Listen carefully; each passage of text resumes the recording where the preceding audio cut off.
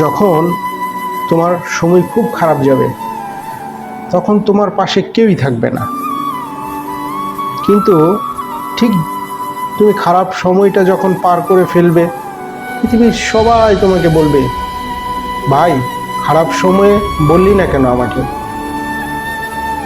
আবার আরেকটা কথা হচ্ছে, তোমার যখন খুব ভালো সময় যাবে সবাই তোমাকে বলবে, ভাই শুধু একবার বলে দেখিস, তোর জন্য এই জীবন হাজির।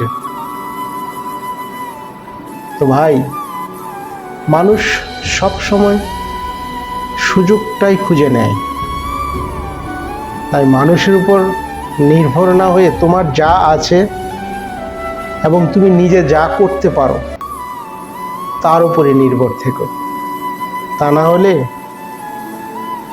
এই জালিম দুনিয়াতে টিকে থাকতে পারবে না।